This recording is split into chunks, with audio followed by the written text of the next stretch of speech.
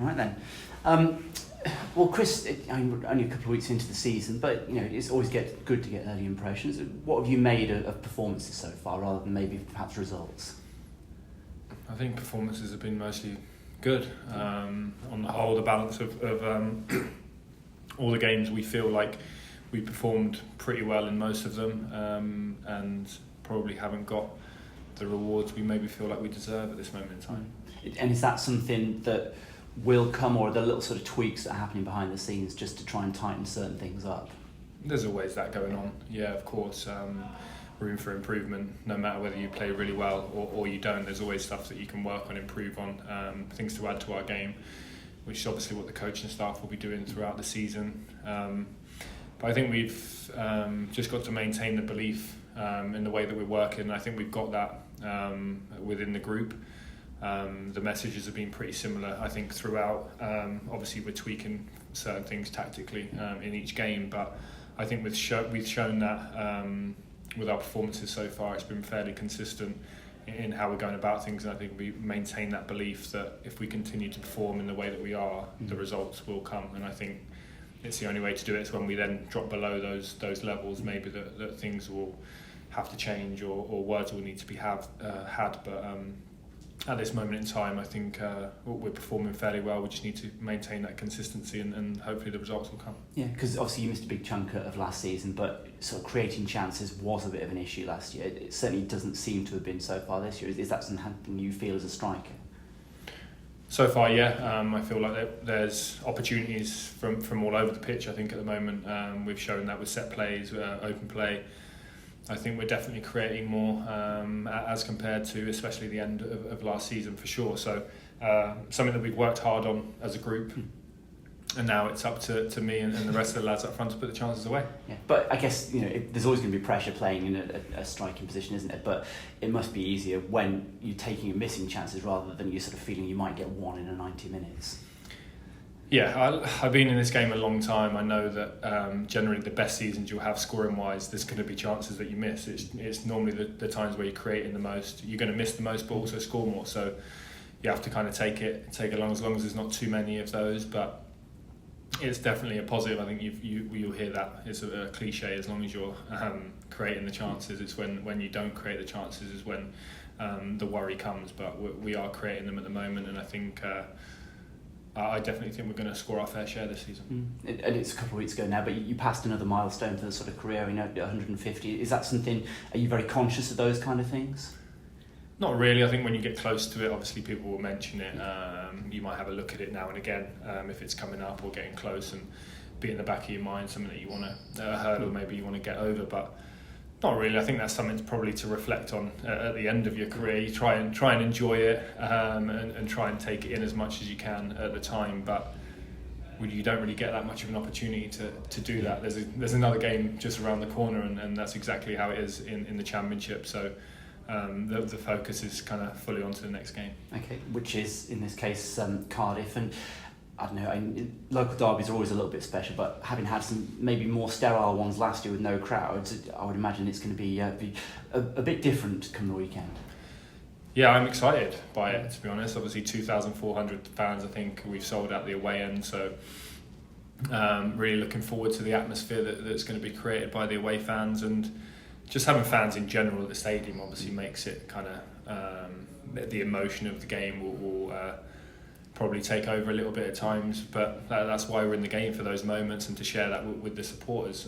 So hopefully we can bring something positive back with us. Yeah, because and rightly so, coaches quite often talk about it's 3 points. It's no different from any other game, but to the fans especially, it is different. And does that transmit to you on the pitch at times?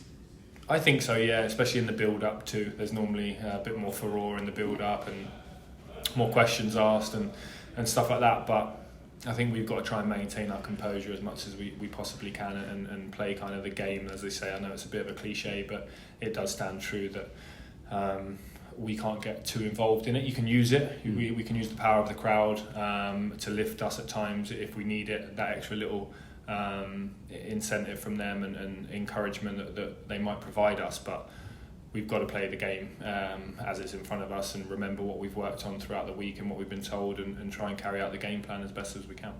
Fantastic, thank you. Hi Chris, how are you feeling at the moment, sort of fitness-wise?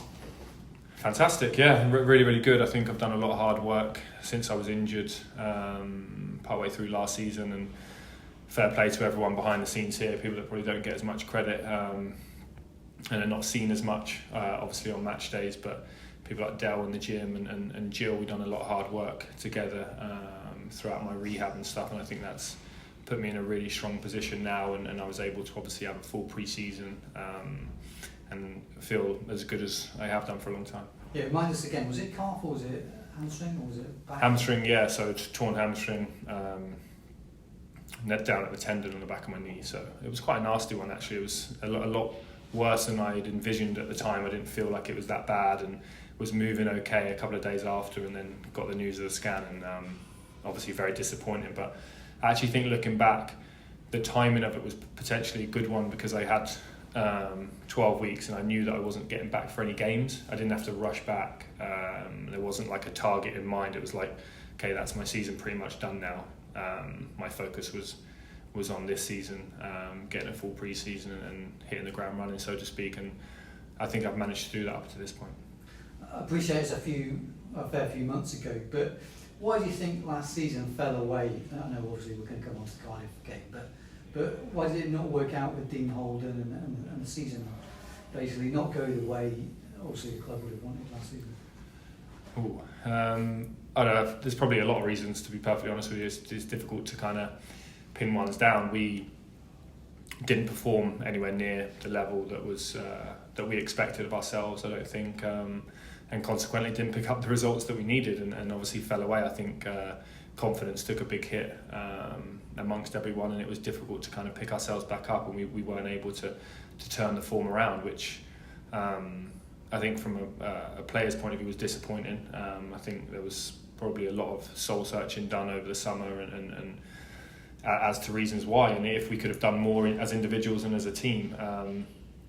I think that's the first kind of port of call. You always have to look at yourself and see what more you're able to do, and I think everyone's done that, and we can't obviously focus too much on that. Now it's a new season and a new start, and I don't think we've got too much of a hangover from what happened personally in the dressing room and around this place. So I think we've learnt the lessons from it, and hopefully we don't see a repeat. Yeah, and obviously that's football, and there's some momentum in terms of performances at the moment. Last week we were speaking to Andy Vyman, obviously a former teammate of yours at Derby County, about maybe sort of a blossoming partnership between himself and yourself here. He was talking very highly of yourself. What does Andy Vyman bring to that partnership that maybe fans don't necessarily appreciate all the time, beyond sort of goals and assists? Yeah, he's a clever football player. I know playing with him that if I'm in certain positions, I know he's going to be a great foil for me. If one of us chooses to run in behind, the other one can show short. We've just got a very, very good understanding, and I think a massive thing with Andy is the amount of work that he does in a game. His high intensity stats are through the roof compared to pretty much everyone in our team, and he gives us that energy and drive, I think, in terms of the pressing, working back. He works extremely hard for the team and does everything he possibly can for us to be better. He's very unselfish, I think, in that respect. But he's also got quality as well, and he can score and assist. So I think it's all round. It's a good package. I enjoy playing with him because I know we've got that understanding of where to be. He'll be there for me to set it. I know he's going to get in the box with me. We look for each other on the link-ups and stuff. So I've enjoyed playing with him, and hopefully, like you said, that partnership can blossom. Yeah, some good signs. Can you settle an argument for the fans? What sort of formation is it at the moment? Is it a 4-4-2? Was it more of a 4-2-3-1? Or was it a 4-1-4-1 or something? Or a 4-1-1? Take your pick. Obviously it changes, I know.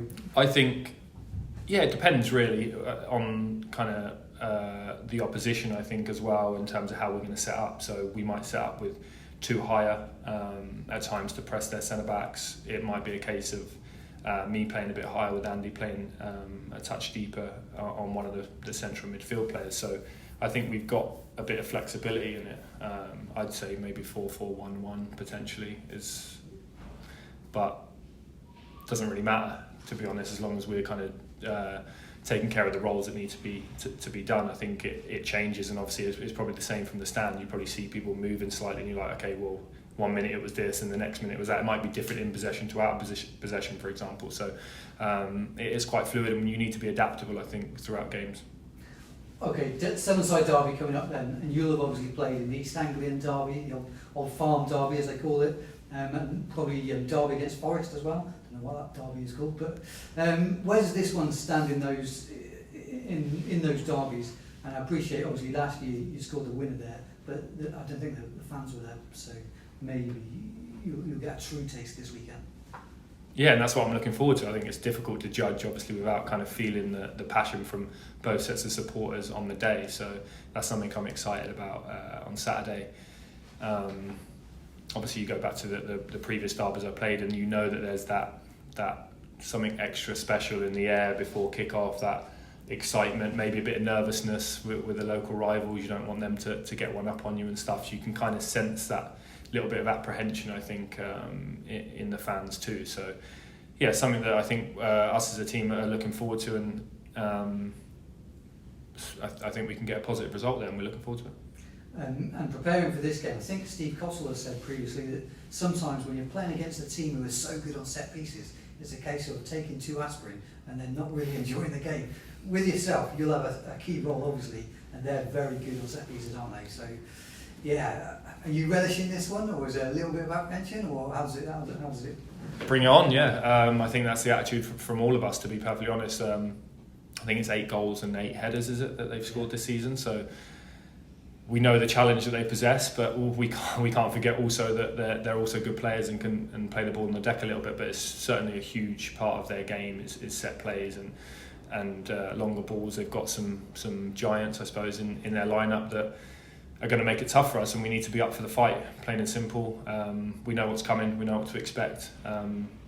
It's obviously can be much more difficult on the day to stop it than what you think. But like you said, tin hats on at times, but it's all part and parcel of football. I think you've seen that quite a lot actually from the games that I've watched. I feel like set plays have been pretty big. I think the West Brom game I saw a few days ago was pretty similar with the long throws, something we've utilised and scored from too. So no stranger to that in the Championship. Seen plenty of it.